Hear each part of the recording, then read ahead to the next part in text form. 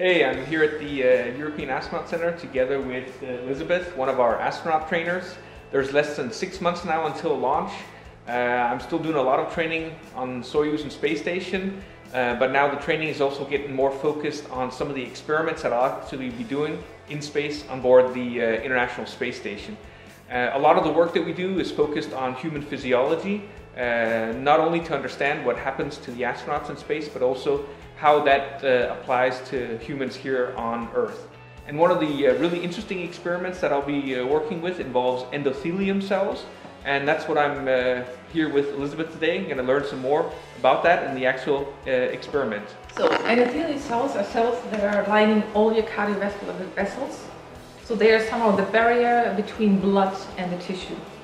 And that location, they have a variety of functions. Most important ones is the filter function. So the endothelium serves as a gatekeeper. So it decides which of the substances are allowed to travel from the blood to the tissue or the other way around. So specifically, what are we going to be looking at during this experiment in space? So basically the scientists are looking at different things. One of that is the cell cycle, so they want to understand if there are differences in how cells will divide. In space compared to on ground? In space compared to on ground. And they're also looking at the products of a cell. For example, usually cells produce proteins, and I want to see if that changes on board. If different proteins are produced, or if the production pathway is different. So if different genes are used as a recipe for the same kind of protein. So do the genes express themselves differently in weightlessness compared to ground? Exactly. And to do this, we'll be using Cubic, which is a standalone payload that we can deploy in Columbus. And do you want to show us? So Cubic is an incubator, so you can warm up the interior or you can cool it down depending on what you need. Since we are using human cells, we want to have body temperature, so we will heat it up to 37 centigrades. And it also has a centrifuge, right? There's a centrifuge in there so that we can have a 1G reference.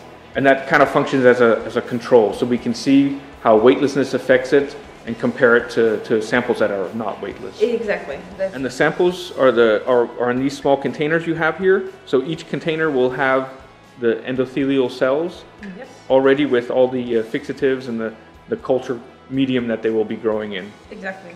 So in here we have the cells and everything that they need to survive, and that later on to be fixated or transported around. All right, and those equipment containers will go into the into Cubic. Exactly. So they either go on static positions, these ones, or they will sit on the centrifuge, and then they can be rotated.